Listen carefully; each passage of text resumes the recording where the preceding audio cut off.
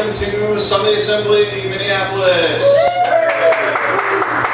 We're going to start things off a little different today. I put together a 60-second video for our panel at Convergence, and I just want to preview that for everybody.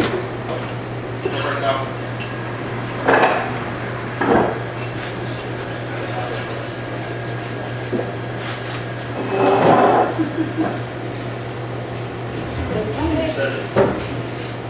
Foot stomping show. You're going to have to hold it. I think that's a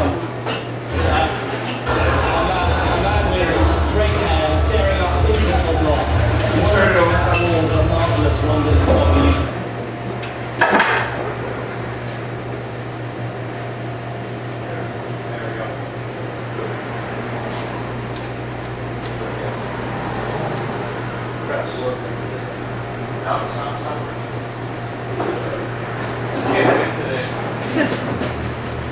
It's the Sunday Assembly. We like to think of it as part foot stomping show, parts that.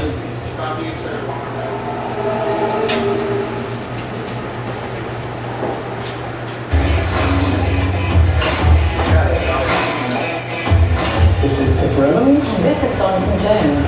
And together, We co-founded the Sunday Assembly. we like to think of it as part foot stomping show, parts atheist church, or celebration of life. So when you think of wonder and sight, you might think of something like this. A man with great hair staring up into the cosmos, wondering at all the marvelous wonders of the universe.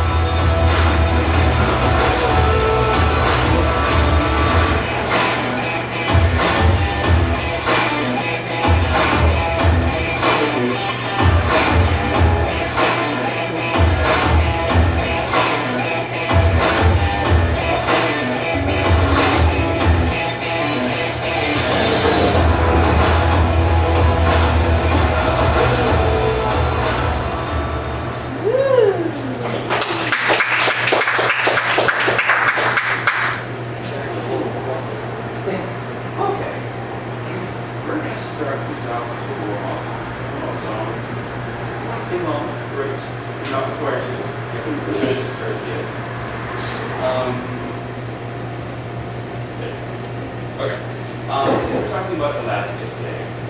We're going to do a song about a thing that is not seen very often in Alaska. Sun. During the summer. Now we're out of the winter months of darkness. We're just setting you up. Yes. Okay.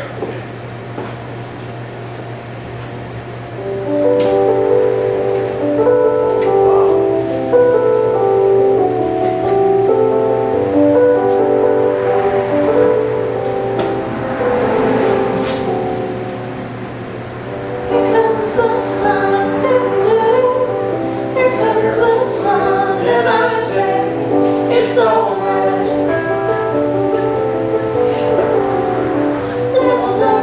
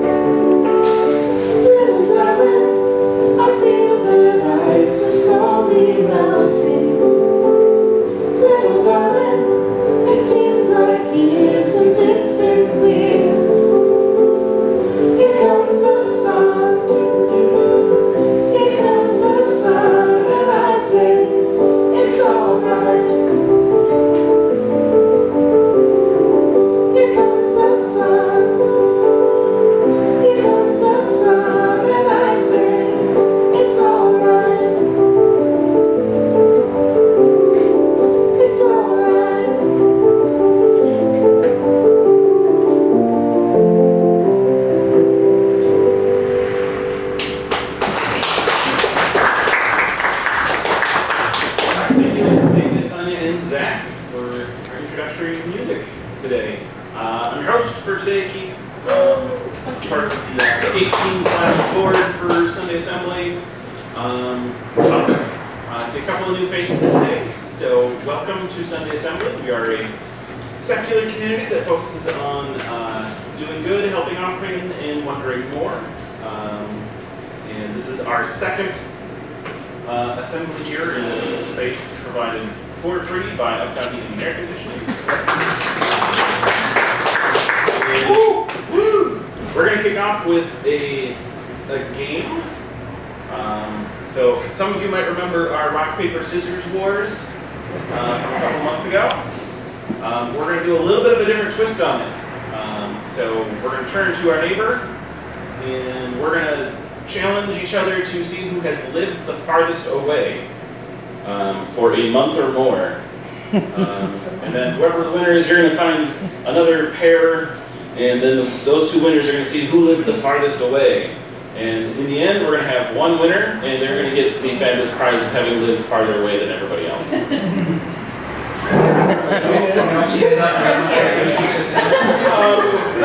Find a neighbor. Okay.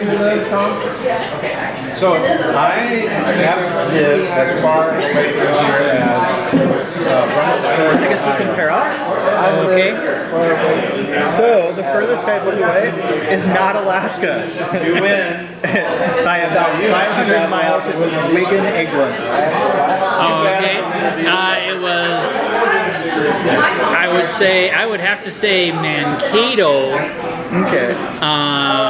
For a month or more. As long as it's, see, the thing is, I was in Sweden, Norway, and Finland for a month, but I was in not in one location. So I guess I win You this win, one. so you two battle it out. You two All right.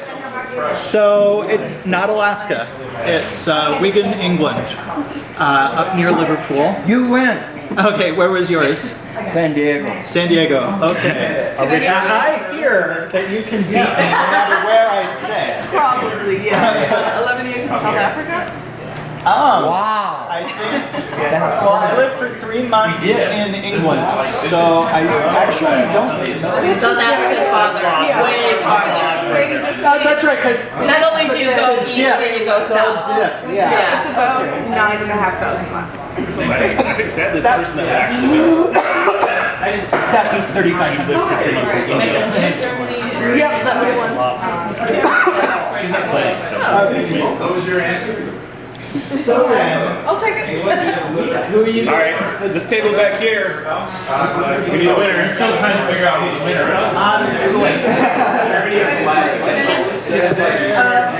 South Africa. I think. I don't think so. I think we win. Okay, so Germany to South Africa. Germany. I think South Africa. Way farther. The only way somebody could probably win this is if they were from China. Or Mars. Do it. I think I had some hard Mars? The west side of Australia. I have a friend who spent 4 months in Alaska. That would work. Depends where in orbit.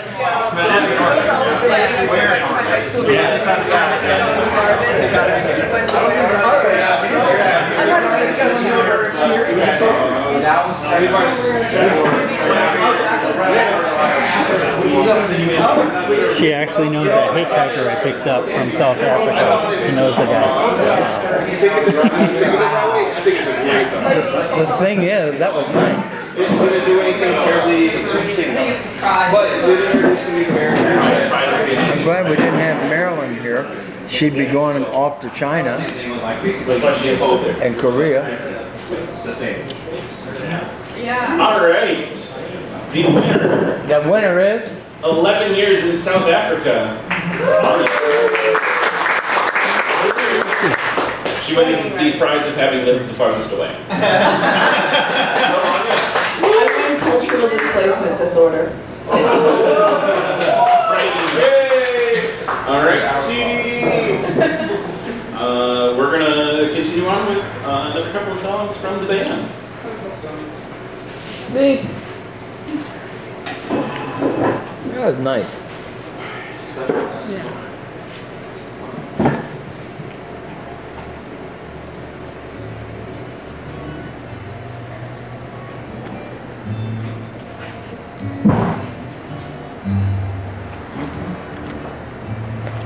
Eyes are blue, shoots up through the stony ground. There's no room, no space to rent in this town. You're out of luck, and the reason that you had to care, traffic stuck, and you're not moving anywhere. You thought you found a friend to take it out of this place, someone you could lend a hand in return for grace. It's a beautiful day. It's got all to feel like a beautiful day. Don't let it get away. You're on the road, but you got no destination. You're in the mud. The days of imagination become this town. Even if that doesn't ring true, it's been all over, and it's been all over you. It's a beautiful day. Don't let it get away. It's a beautiful day.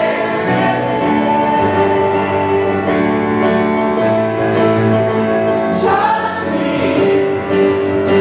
take me to that other place. Teach me, I know I'm not a hopeless case.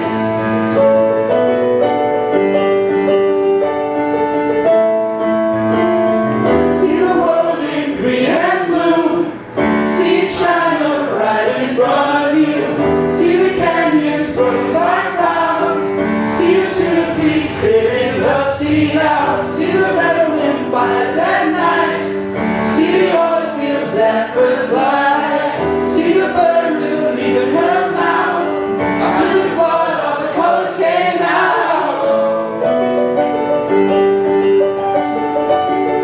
It was a beautiful day. Don't let it get away. It's a beautiful day.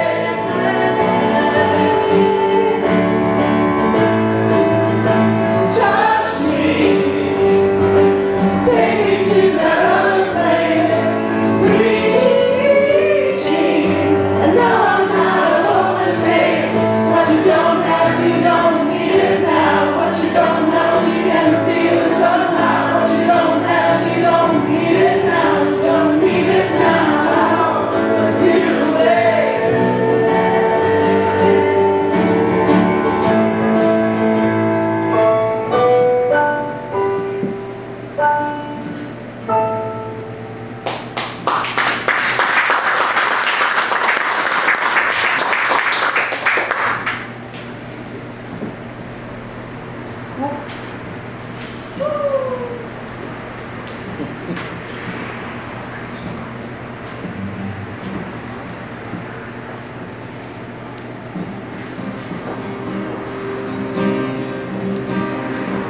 Wolf mother waiting.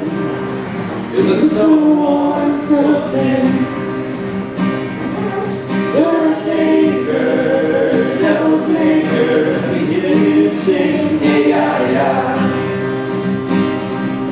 Wolf father at the door. You don't smile anymore. You're a drifter, shake shifter.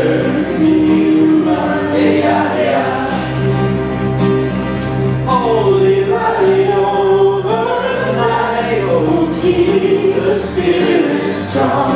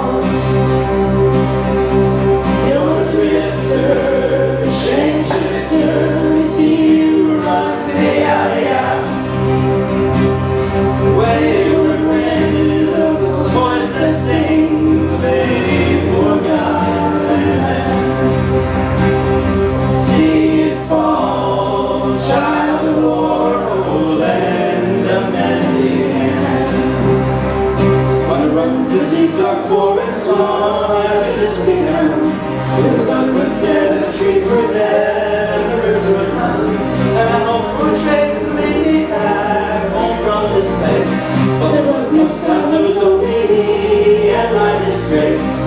Hey,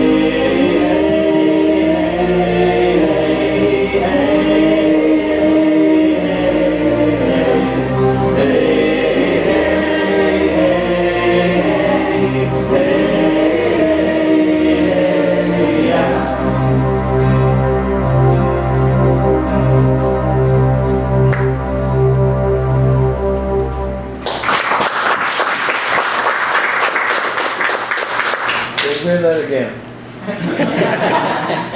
If you will do it. Now we're going to have a reading from Matt. All right.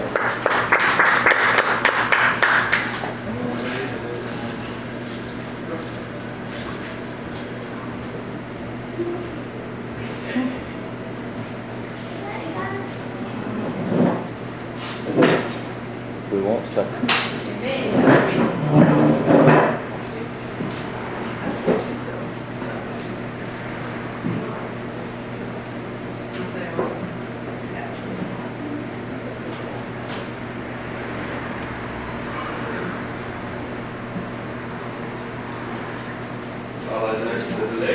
Here we go. I think I muted myself before I came up here. Is this thing on? Yes. Is this thing on? It is. Yeah, thank you. Walt Whitman. This is what you shall do. Love the earth and the sun. I don't know if I want to read. I don't want to. Read this one instead. Yes, so I got it. Not I, nor anyone else can travel that road for you. You must travel it yourself. It is not far. It is within reach. Perhaps you have been on it since you were born and did not know. Perhaps it is everywhere, on water and land.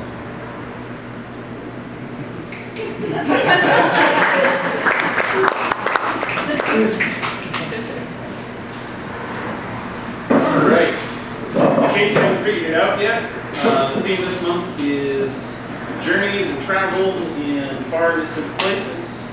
And our guest speaker this month is Whittier Strong. He's a native of Indiana, lived here in the Twin Cities for 10 years, and is now pursuing his master's in creative writing in Fairbanks, Alaska. Let's see here, what else do we got here? His writing has appeared in The Good Men Project, The Rumpus, and QDA, a Queer Disability Anthology, and other places as well. His thesis is about his time living here in the cities, but we don't know what all that's all about, so he's going to tell us about living in Alaska.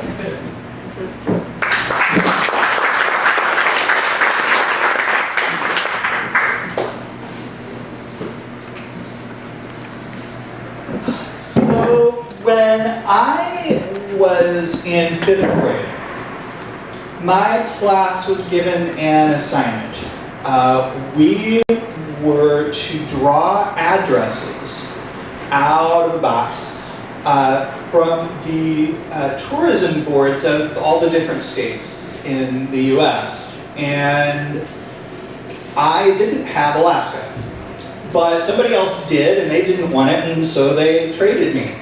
And that began a lifelong obsession with the place. And so when it came time for me to consider what my plans would be after I graduated from Metro State with a degree in creative writing, I put in applications to a number of MFA programs, and it came down to 2 schools: the University of Alaska-Fairbanks and Minnesota State Mankato.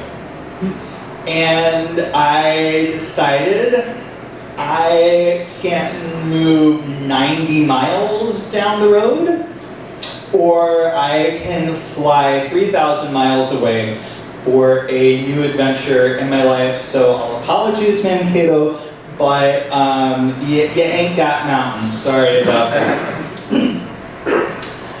And I really didn't know what I was getting into moving into Fairbanks. I had these perceptions that it was in the middle of the tundra, There were no trees anywhere. I thought that there was ice on the ground, maybe 10 months out of the year, maybe. I thought I would be eaten by a bear by the time my program ended. And fortunately, none of that stuff came about. But living there is kind of like living in another country and kind of like living on another planet.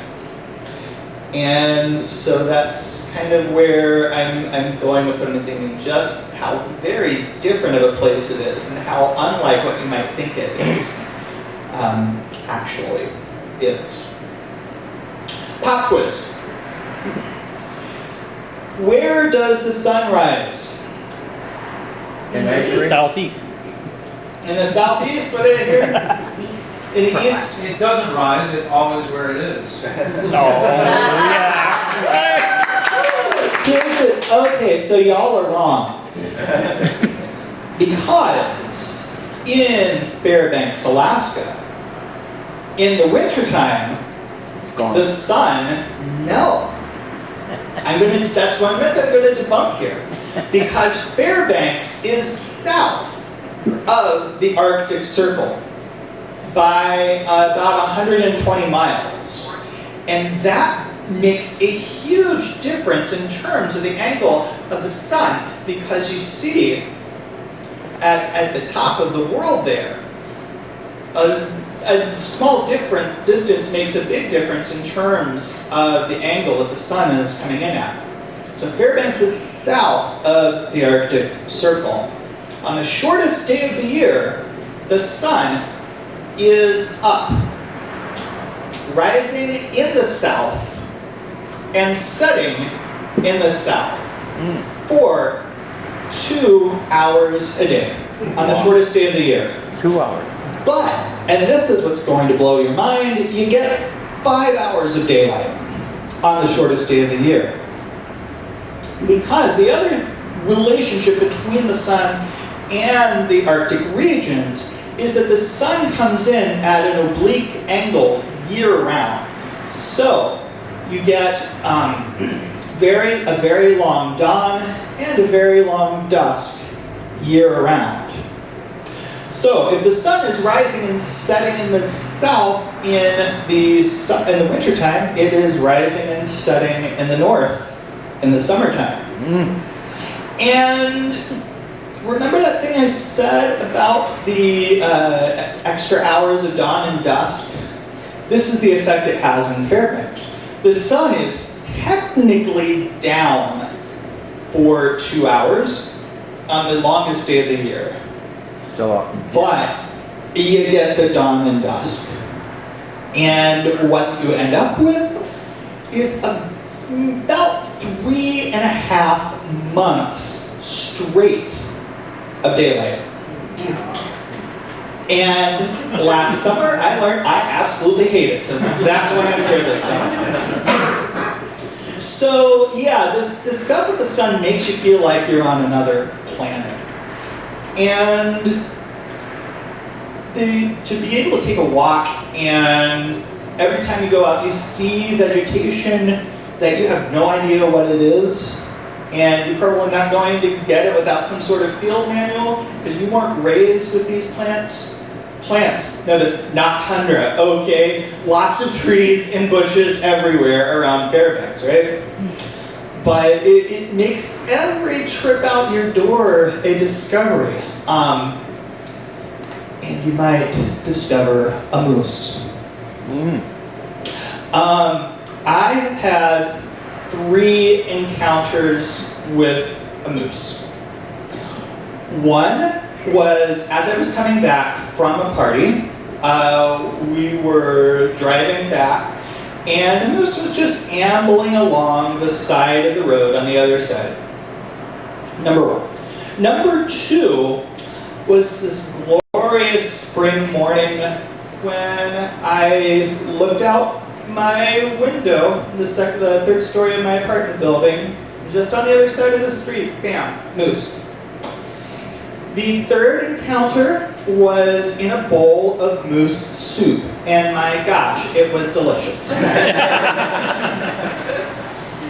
So yeah, encountering wildlife you don't expect. Now, another natural phenomenon I want to touch on is not the one you think I'm going to do. I bet you think I'm going to bring up the aurora borealis at some point. It's just green stuff in the sky, okay? Let me tell you about another thing with a very fancy Latin name, and that is the Fata Morgana.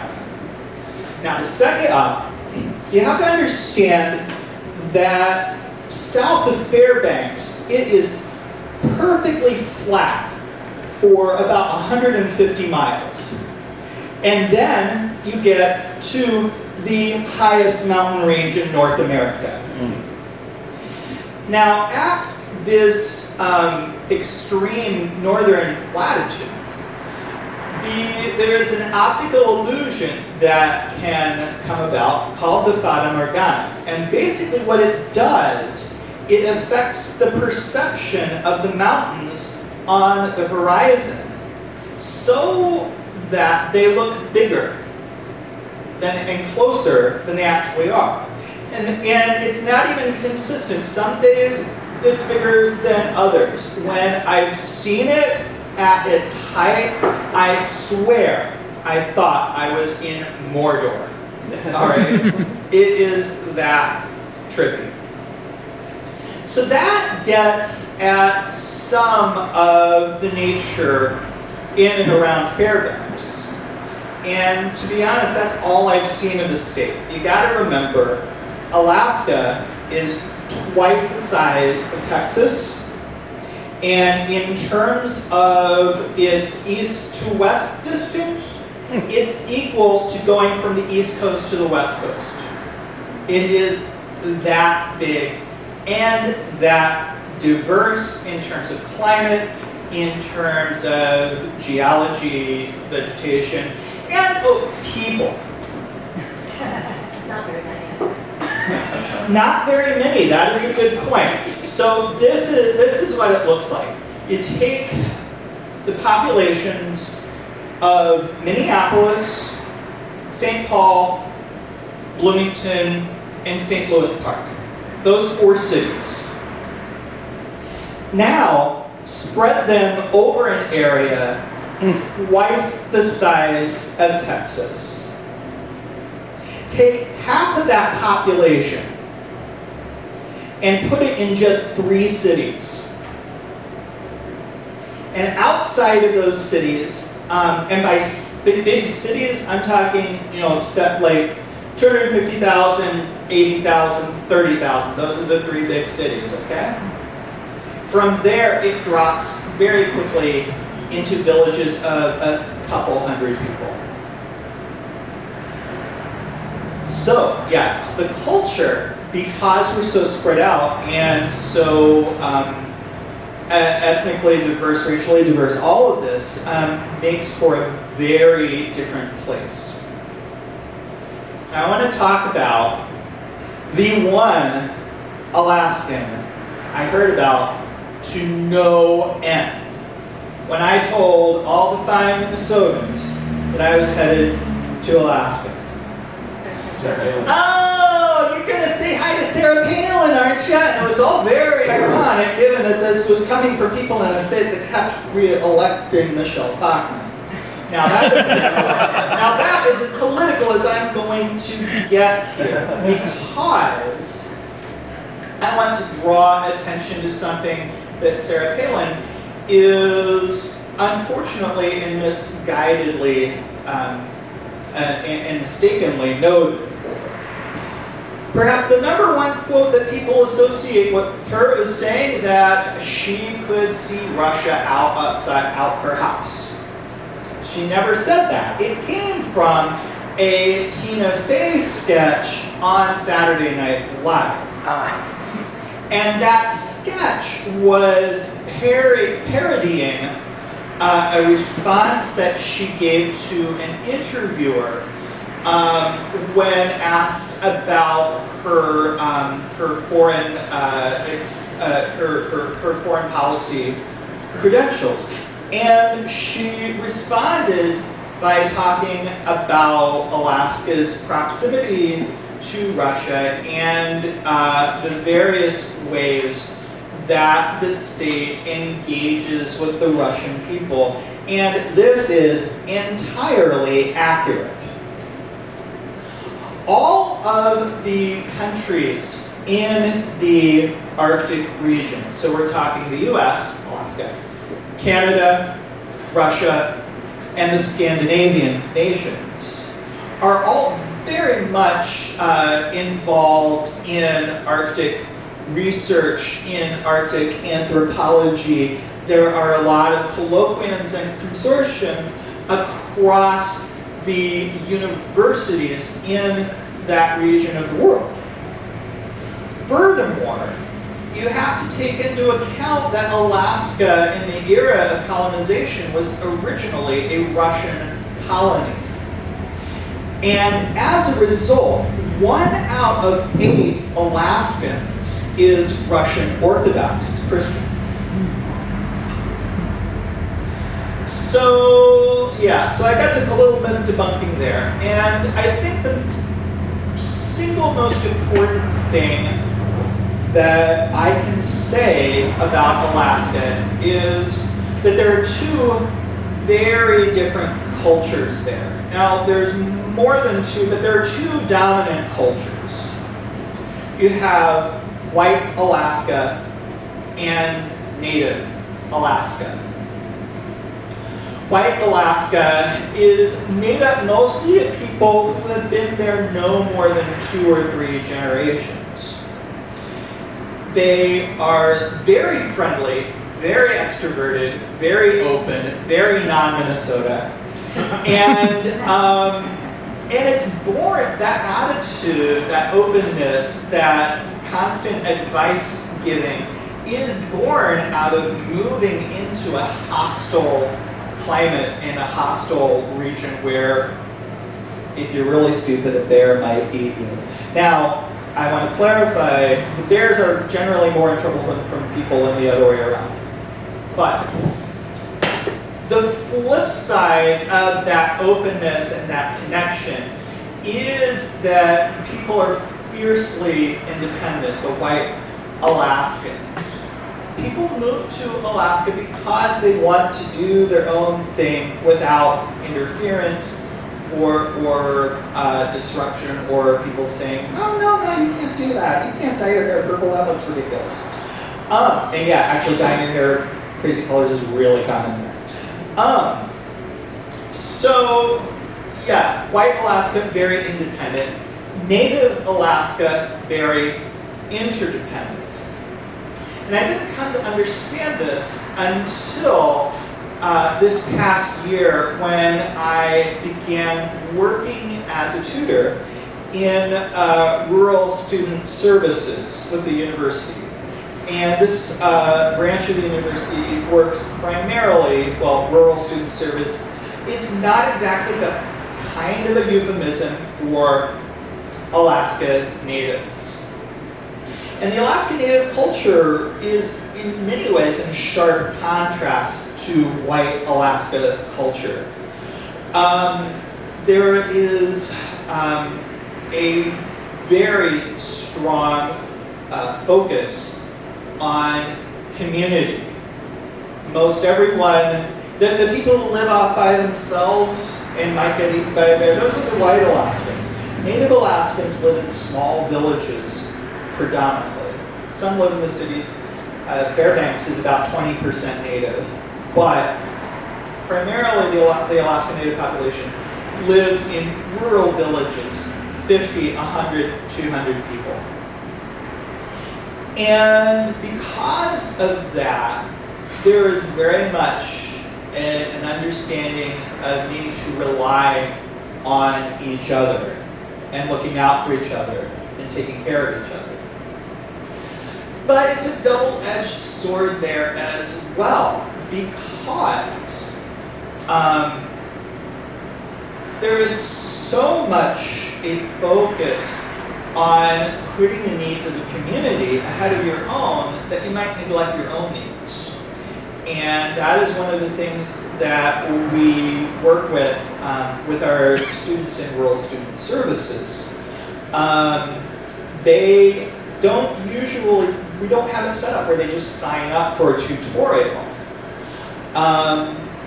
We immerse ourselves in, as tutors, immerse ourselves in their communities by engaging in their different social events and such like that. That helps build up trust.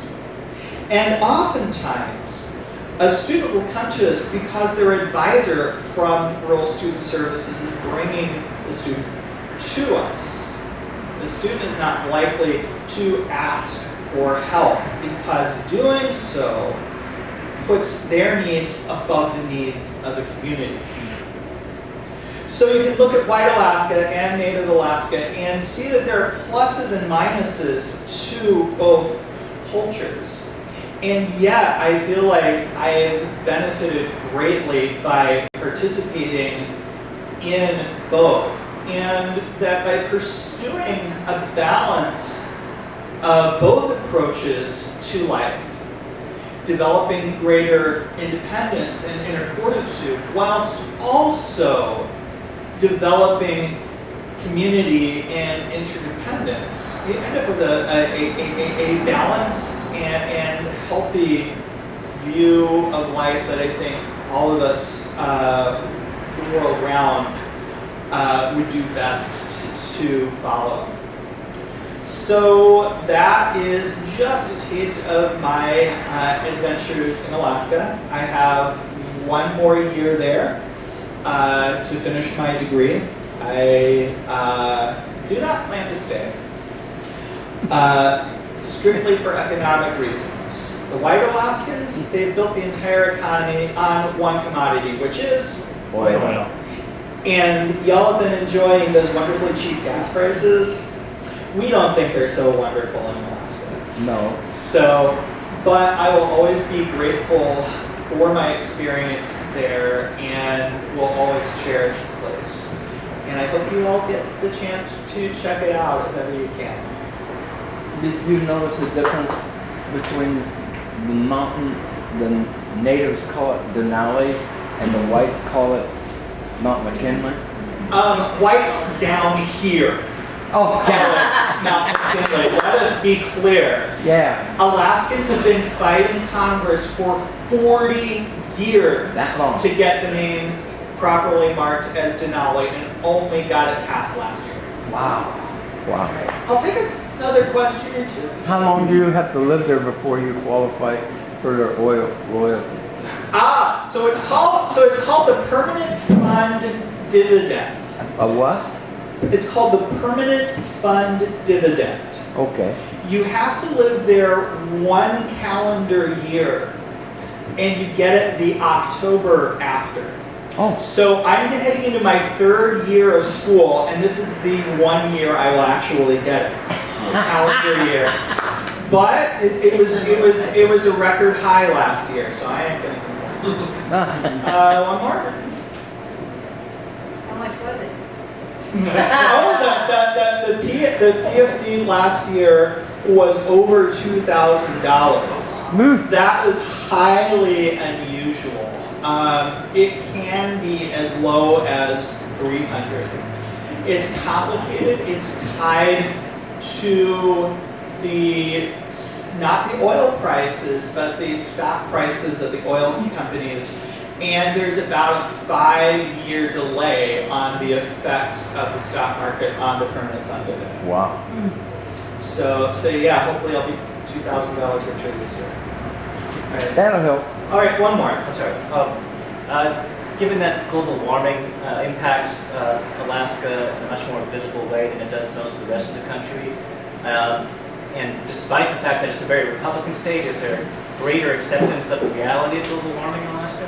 So I want to break that down at a couple of points. First off, it's not exactly fair to characterize Alaska as a hard Republican state. It really is a place that doesn't quite fit America politically. Our current governor is an independent who broke ranks from the Republican Party for feeling it was too conservative. Alaska, I believe, is the only state that has sent a libertarian to Congress. It's a place that is just a little different politically. The Fairbanks borough, so not the city, but the surrounding, the whole borough, which is, by the way, the size of New Jersey, contains both the most liberal voting bloc and the most conservative voting bloc in the state. Wow. So there's half of that. The other thing I want to say is that the realities of climate change are very obvious. These days, Fairbanks, and for most of the year, the climate is comparable to here. In the wintertime, it is often warmer there than here. You don't want to hear that. But that was not the case even 10 or 15 years ago. Right. The changes, the climate changes are most dramatic in the Arctic. There are native villages along the coast that are having to relocate, like as of next year, because the permafrost is thawing. The permafrost. And it's causing the villages to sink. People are very aware of it, but the influence of the oil companies is very powerful. Like I said, white Alaskans have built the entire state economy on it. And therefore, the oil companies have more say than the political parties and the politicians. So you'll often run into this big disjunct. Yeah, things are very obviously wrong here, but I also need to feed my family, right? My personal opinion would be if the culture shifted more to a native approach, the state economy would be both more diversified and more localized, focusing on what materials are there than this gigantic carbon footprint you have living there, having absolutely everything, almost everything shipped to you from down here. So you could be their second libertarian candidate. No, green, sorry. Yes?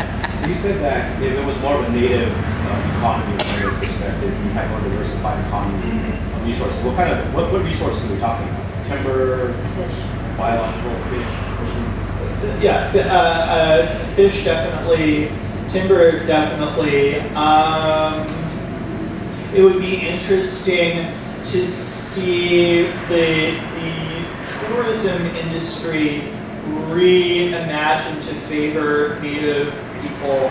As it is, there's a huge market in fake Alaska Native art created by white Alaskans. Wow. And it's tragic, you know. I make jewelry. There are certain jewelry styles I will not do because I don't want to cut into what the Alaska Natives are doing in their jewelry design. Sure. Okay.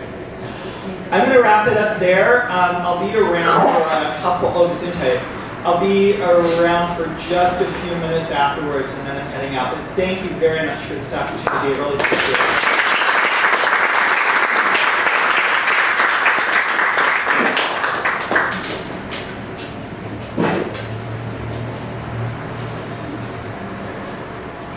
Thank you.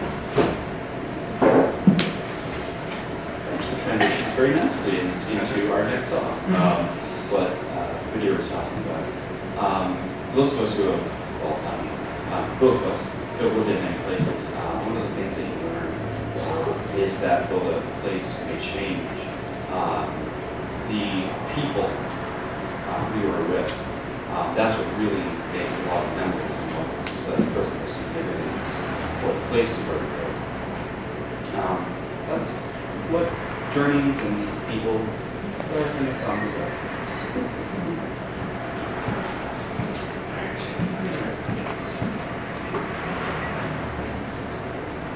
Just yesterday morning.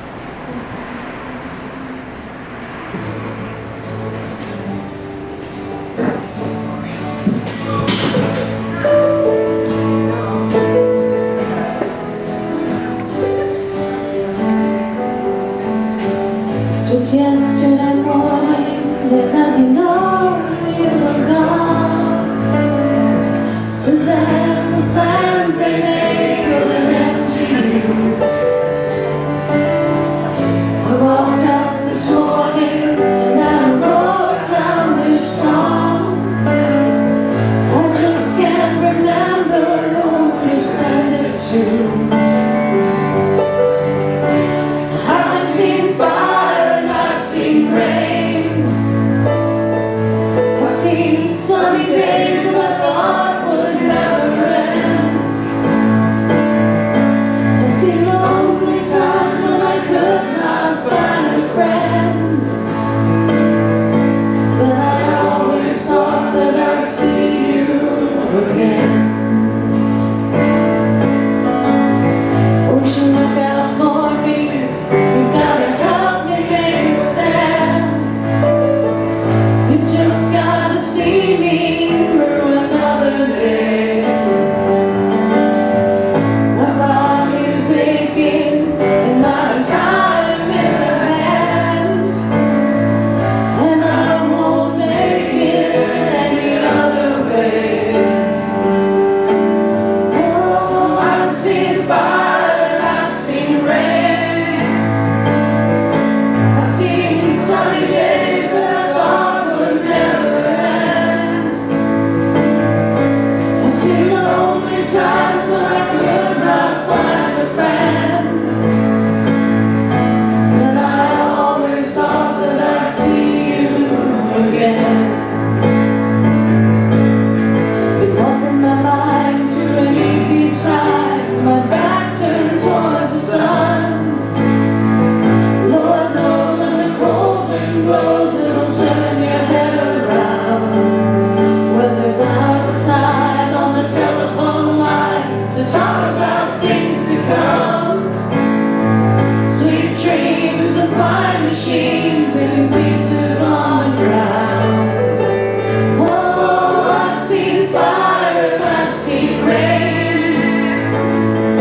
I've seen sunny days that I thought would never end. I've seen lonely times when I could not find a friend. But I always thought that I'd see you again. Oh, I've seen fire and I've seen rain. I've seen sunny days that I thought would never end. I've seen lonely times when I could not find a friend. But I always thought that I'd see you, baby, one more time again.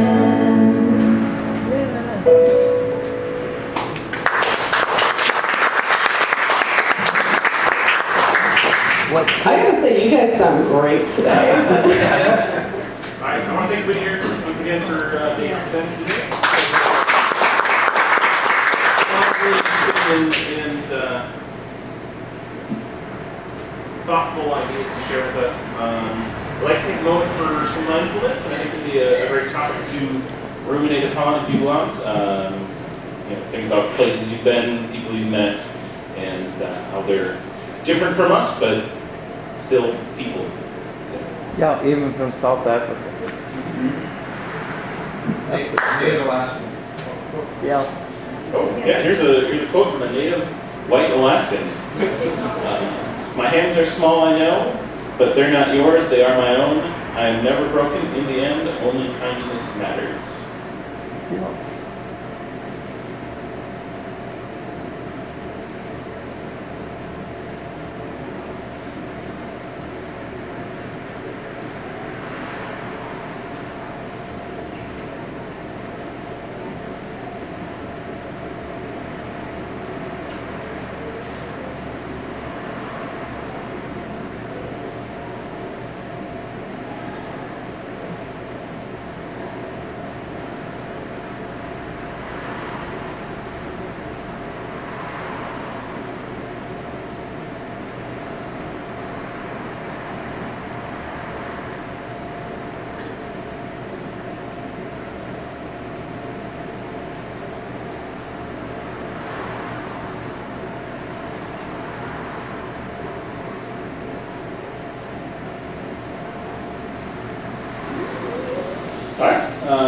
just a couple of announcements to wrap it up before we get to cookies and pastries and whatever that cake thing is that you brought. Rhubarb. Strawberry rhubarb.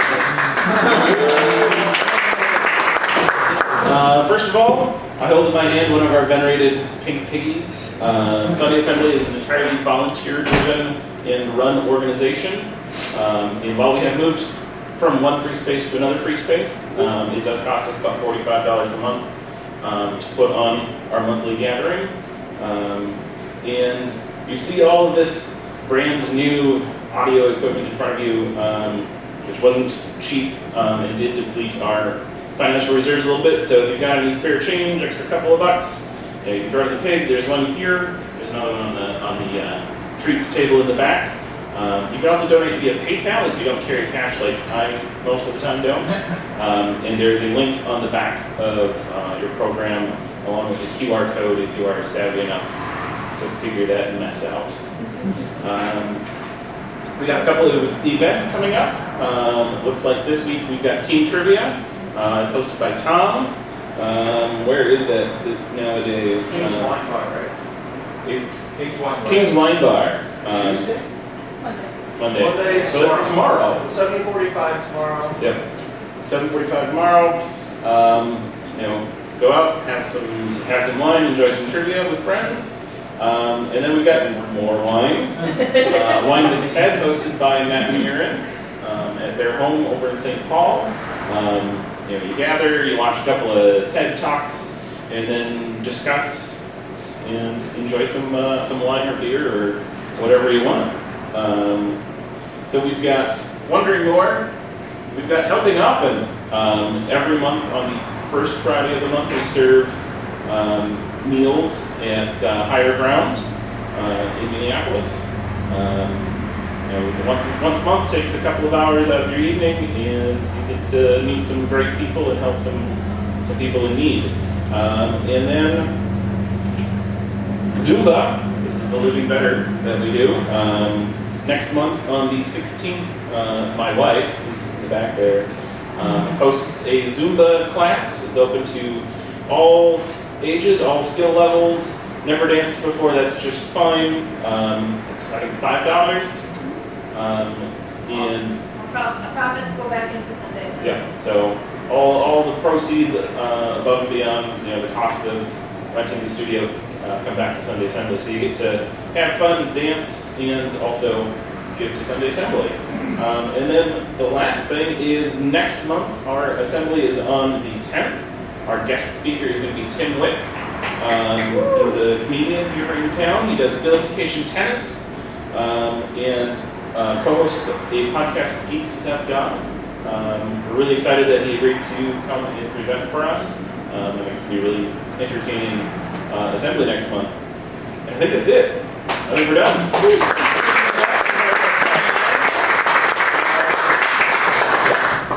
Thanks for coming. One more song. One more song. One more song. One more song. Then you can have cookies. Which actually ties into Tim Wick. Okay. And what he's going to be talking about, which is how far is too far in comedy? Which ties into our next song. Which also ties into something that Whittier was talking about, which is misconceptions and prejudices. Short people. Short people. A song by the band, then you can all have cookies.